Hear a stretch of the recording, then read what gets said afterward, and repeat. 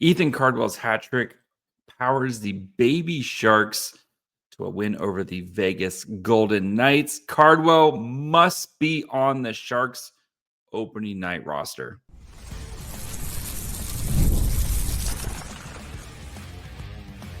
You're Locked On Sharks, your daily podcast on the San Jose Sharks, part of the Locked On Podcast Network, your team every day. Hello, welcome to Locked On Sharks, the premier hockey podcast covering your favorite team in the Bay Area. My name is JD Young, caretaker at the Reef, also the co-host of Locked On NHL. I want to thank you for making Locked On Sharks your first listen. Proudly part of the Locked On Network. We cover your team every day. And if you want to be an everydayer, all you have to do, just follow along wherever you get podcasts. And of course, you can watch on YouTube as well. And tonight, we're going to be breaking down Ethan Cardwell's chances to make the Sharks roster after a hat trick and 4-point night as the Baby Sharks win 4-1 over the Big Bad Golden Knights. We'll talk about Michael Misa and Sam Dickinson as they were both solid tonight, as they both push to make the opening night roster, and then dig into the team and look at who else performed well by looking at what the numbers say. So before we get to all that, and a rant about Barclay Goodrow. Do want to, of course, thank you guys. Let you guys know that today's episode is brought to you by FanDuel. Download the FanDuel app by visiting FanDuel.com and win $300 in bonus bets if your first $5 bet wins.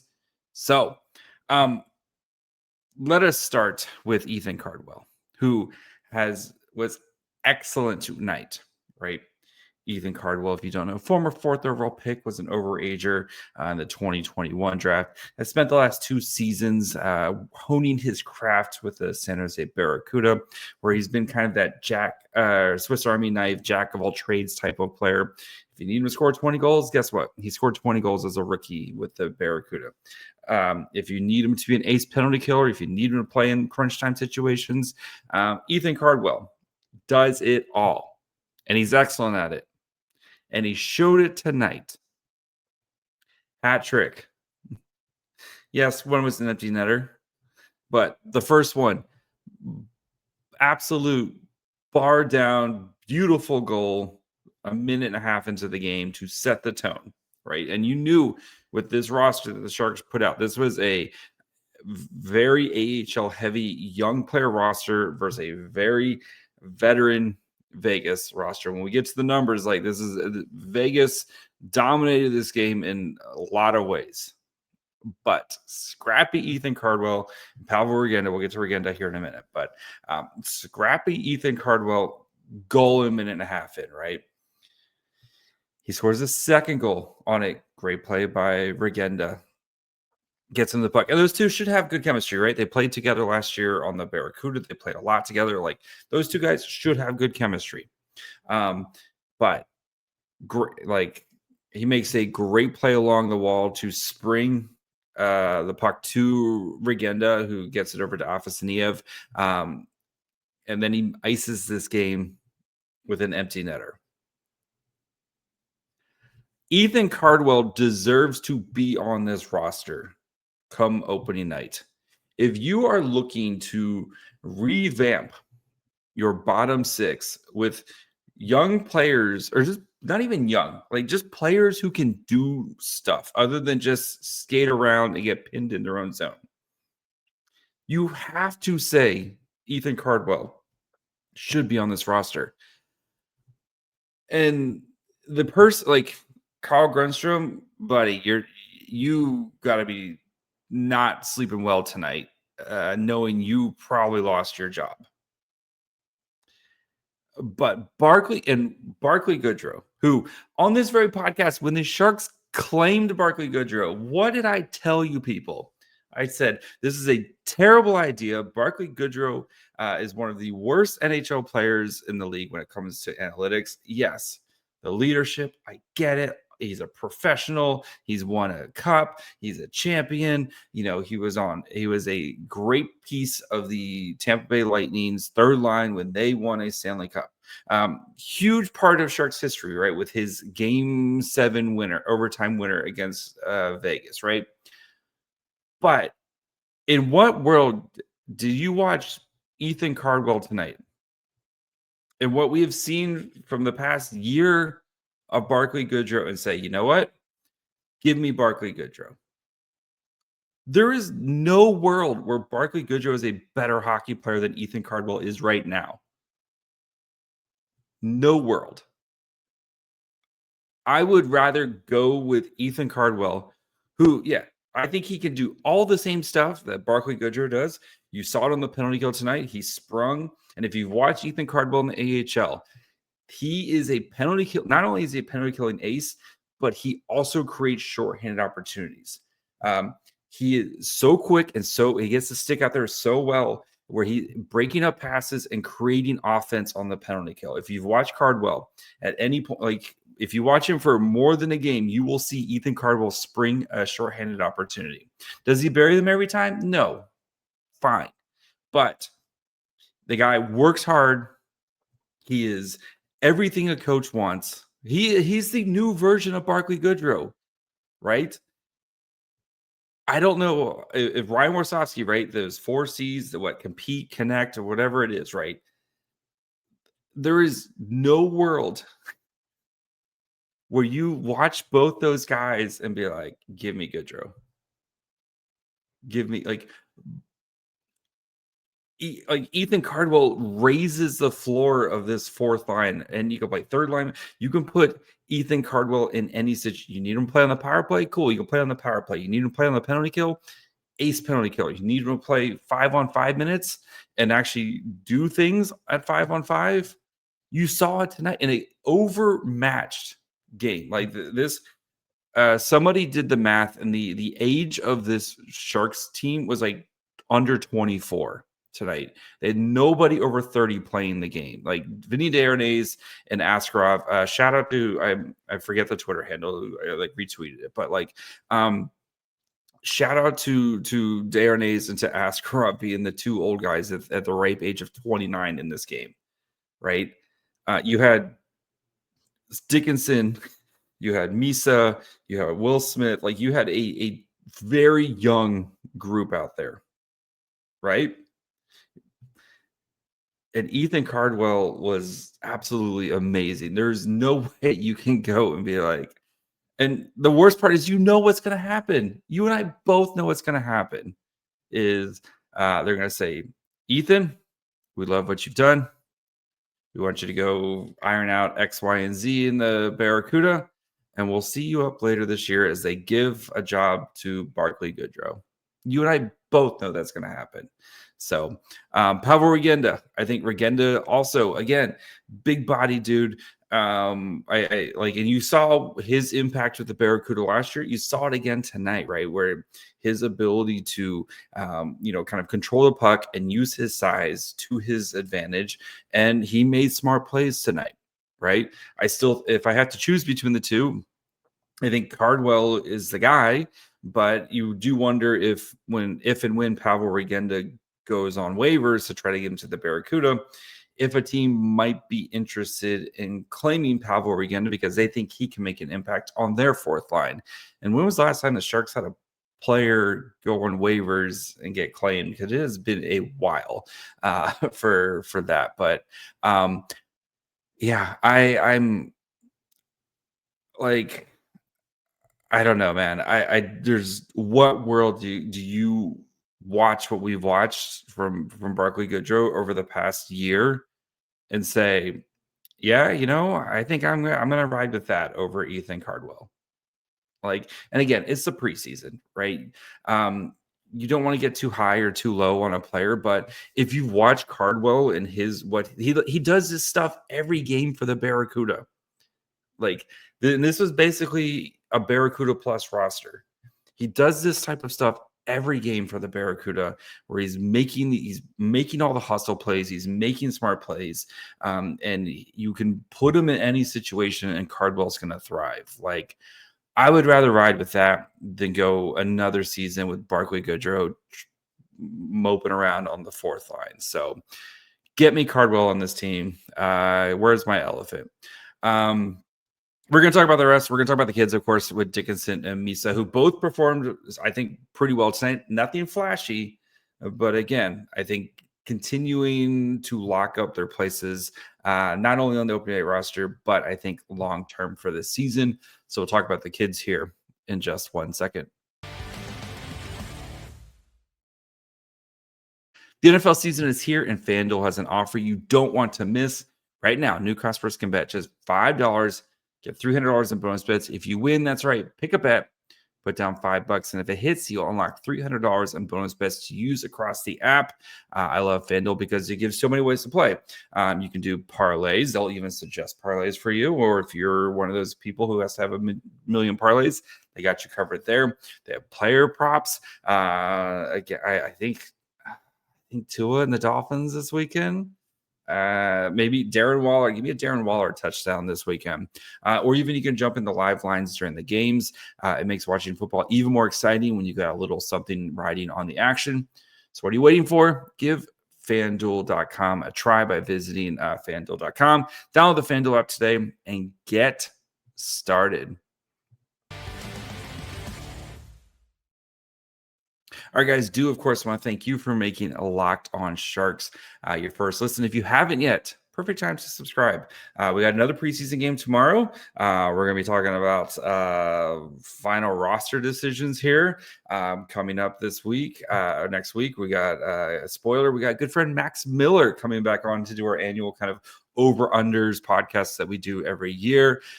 So that'll be fun coming up. And then, of course, next week, season starts, guys.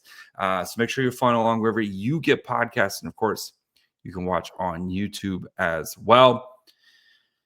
So Dickinson, Misa. We'll start with Dickinson. I thought Dickinson tonight, you saw the flashes defensively more than the offense. And again, the Sharks were heavily outmatched, which I thought this was actually kind of smart by Greer / by Warsofsky to put these young guys in a situation like this and see how they handle it, right?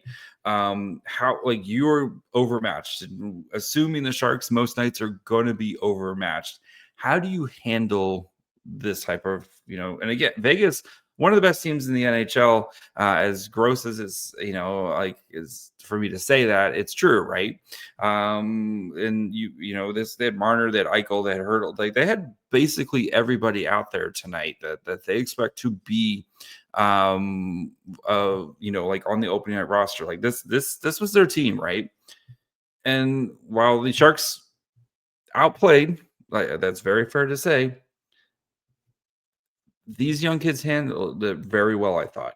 Dickinson, again, you saw some really smart plays defensively, active stick, being physical, just confidence with the puck to make the right play, make smart plays, get the puck out of the zone, kind of keep it moving there. Physical, standing up to himself, against, I think it was Howden who came flying in there, did not show fear in those moments. What you want to see. The more I've seen of Dickinson, I think they're going to figure out a way to just keep him here all year, right? And even if they have to kind of be a little, restrictive with his minutes or whatever early on, I think Dickinson is here to stay, and they'll go through the ups and downs. But what I've seen from him, and he's tried to push for offense a little bit too much here, occasionally here and there. That's going to be part of the Dickinson experience, right? Because you don't want to take away what makes him such a special player, creating those offensive moments. But, he's going to learn how to pick his spots here. But I think he is NHL ready. He's such a smooth skater. I don't. It's hard for me to imagine him going back to London. And we know Mike Greer loves him some Sam Dickinson. So I think they figure out a way. They're going to keep him here. So even if they have to carry 8 defensemen or whatever, they will figure out a way right now. So as for Michael Misa, right, played on a very young line with Will Smith and Quentin Musty. But Misa, again, just that kind of we know that we've talked about the production, right? The production is not there. But again, if you're not scoring, what else can you do for me? Misa has been making very good plays. You see the hockey IQ of him, covering for, when defensemen pinch. He's been back. There was a great play on Hurdle defensively to get back on what would have been a breakaway by Hurdle. I know Hurdle in his knees doesn't have the speed that he used to have. Not that Hurdle was ever the fastest dude to begin with, but Misa gets back, makes a good play defensively on Hurdle in a one-on-one situation there. Another play again where I think it might have been Dickinson or it might have been Liljegren. I can't remember. One of the defensemen kind of gets caught, pushing for offense as the Sharks were trying to generate some offense when the few opportunities they had. Misa getting back, playing tough defensively, playing responsible defensively, which is what you want to see from your center. And again, I know the production is not there. Like, I don't care. The production is going to come. Like that is the thing I'm least worried about with Michael Misa is if he can score. And if he's doing all the other little things, right? You're gonna see the production here soon. I am not worried about Michael Misa when it comes to production. I thought he was absolutely outstanding tonight with those details, right? And again, when we talk about the numbers here in a little bit, that line, that line struggled to generate offense. But again, you're playing against Vegas and a very good Vegas team. And Vegas, like I said, they controlled this game for a majority of the game. So I do a couple guys I want to shout out as well. Mukhamadullin, we talked about last game. He might be the Sharks' best defenseman again tonight. Just smart little plays all the time. Just super confident, right? Nothing seems to rattle Mukhamadullin. He's using his size to his advantage. How often do you see Mukhamadullin just coming in there and making a great play at the last second? Yes, and especially with what we saw from the Vets the last game. I thought the Sharks played much better defensively tonight. I mean, they were 4-1. It was a 4-1 win. Yes, Nedeljkovic was absolutely outstanding tonight as well. But Mukhamadullin right now might be the Sharks' best defenseman, and he was great again tonight. I'm curious to see if they play him tomorrow or give him the day off. But I would actually give Mukhamadullin the day off tomorrow. Let some of the vets see if they can kind of figure some things out here. But I think Mukhamadullin has been outstanding, and I think he's going to be one of, if not the best, Sharks defensemen this season. So, and then Desharnais, Desharnais, he knows exactly what his role is, right? Just play competent defense and then stick up for the guys, right? And Cam Lund gets hit with a borderline, I thought it was borderline late hit at the end of the second period. Desharnais makes a beeline over there to Lauzon, who was an absolute menace tonight, and puts him in his place. And guess what? You didn't really hear from Lauzon much the rest of the game, at least when it came to some of the physical play. Again, if Desharnais is your eighth defenseman and he has to come in and play every once in a while, it's not the end of the world. If you need to waive him and put him down the Barracuda and then pull him up if you need a guy, it's not the end of the world. I think having a guy like Desharnais, it's having him around, I think will do good. I know last year at the end of the season, he kind of got thrown in there. He mentioned how it was such a tough year for him, kind of dealing with two trades in the same season. Seems like he's in a much better place than he was last year. So I'm nothing flashy from Desharnais. We know what he is, and I think he knows what he is, and he lives up to his role, right? Protect the children and just make some sound plays here and there. So we're gonna talk about kind of everybody else who played tonight as we dig into the numbers of this game. Talk about how Vegas definitely dominated, but the Sharks took advantage of their opportunities here. We'll get to the rest of the lines and stuff. So we'll talk about everybody tonight. So yeah. Hang on here in just 1 second.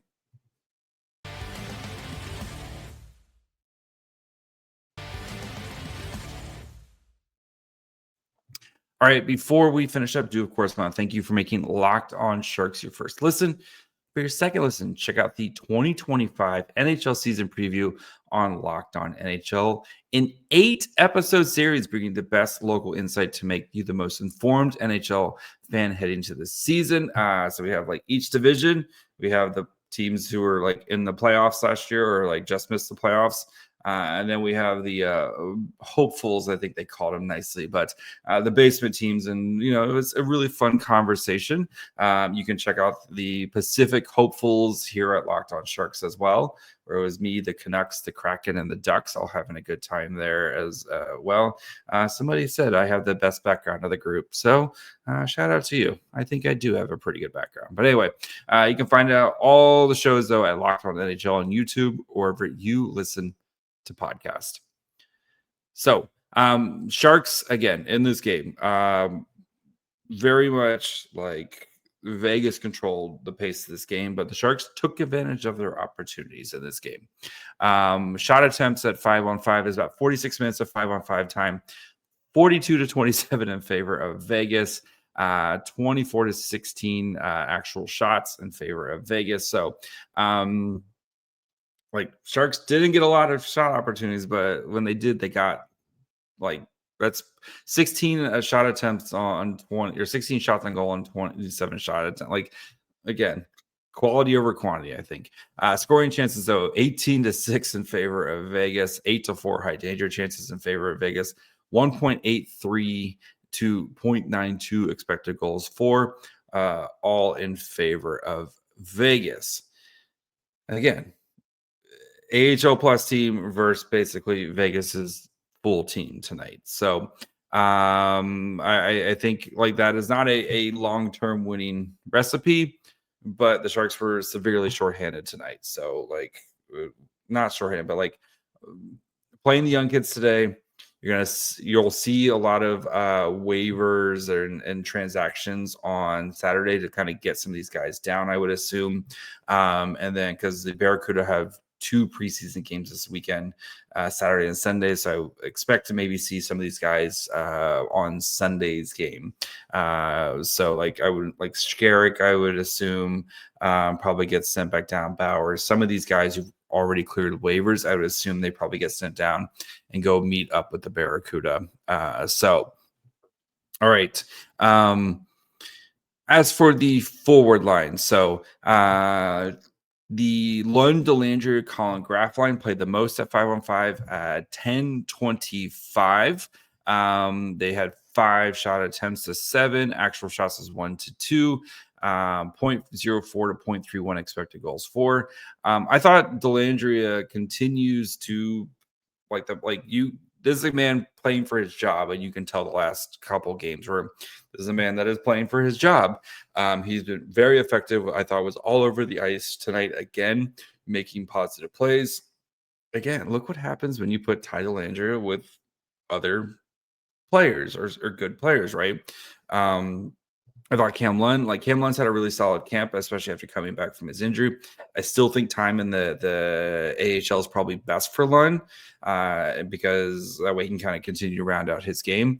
And Graf, I thought, was solid again tonight. Had an opportunity where I think if he could do it over, it was like a little kind of mini 2-on-1 where he would probably want to shoot there instead of try to kind of make a pass to the trailer, like just shoot the puck there, and especially for a team that struggled. You know, the Sharks only got 20 shots on goal tonight in the entire game. So probably want to take some more shots there. Dellandrea was also great in the faceoff tonight for a team, the Sharks, who were 35% in the faceoff. Again, shorthand, like the shorthanded, but Dellandrea was pretty good in the faceoff as well tonight. So you'll definitely take that for a guy who wants to be a center.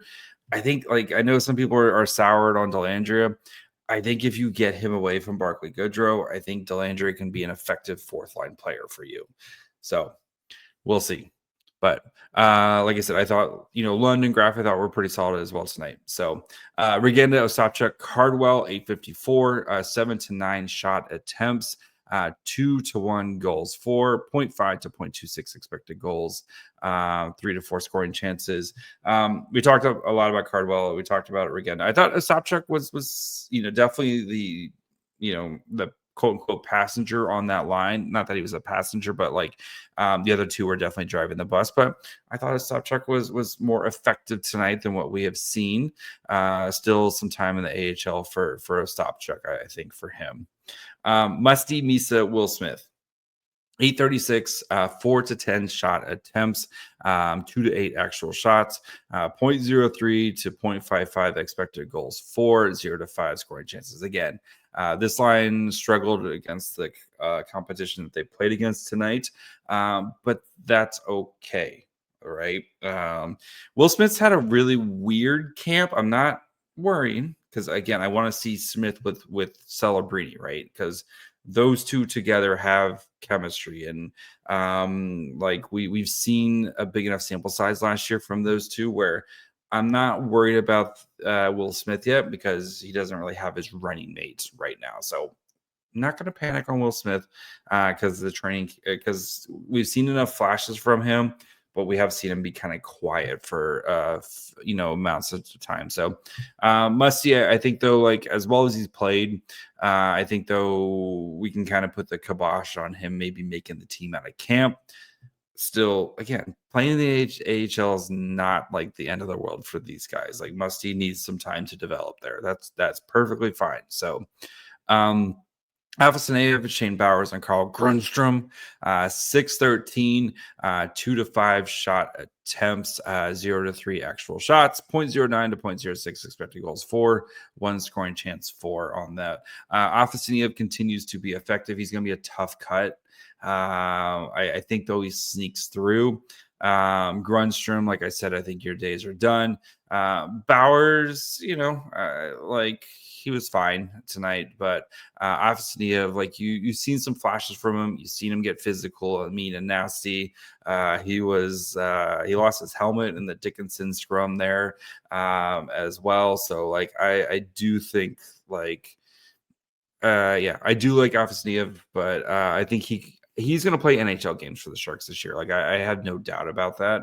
But I think that he will have to be a waivers to get down to San Jose at some point here. So, that's and then Alexander Nedeljkovic. I'm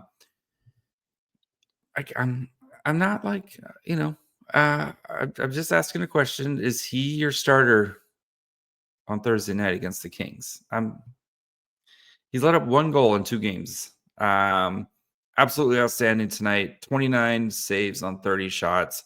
1 goal against, 2.68 expected goals against.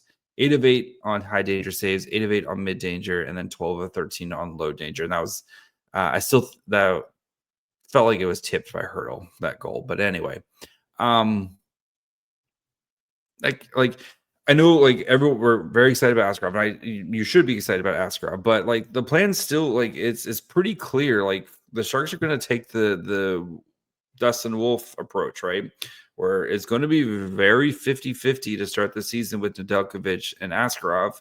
And then the hope is Askarov just kind of takes the job throughout the season, like we saw with Dustin Wolf last year. So, just don't be surprised if Nedeljkovic starts on Thursday. Like, I still think Askey starts, but I wouldn't be shocked if Nedeljkovic starts on Thursday. So we'll see. Maybe Askey has a great game tomorrow with the NHL team in front of him. But you got to feel really good about Nedeljkovic and the Sharks' goaltending situation going into the year. You got to feel way better about it than you have in years, to be honest. So, I like between having like 2 guys or you feel confident the Sharks should be in the game with those guys out there, like, got to feel pretty good about it. So anyway, that's going to do it for me. We'll be back tomorrow night to talk about the Sharks Mammoth game as San Jose looks to end their preseason on a high note. Hopefully we see Celebrini tomorrow. So make sure you guys are following along wherever you get podcasts. And of course, you can watch on YouTube as well. Follow the show on Twitter, Facebook, Instagram, and on TikTok. Hans Moleman, Cowabunga dudes. Plus, follow me on Twitter and Blue Sky at MyFryhole. Till tomorrow. Bye, friends.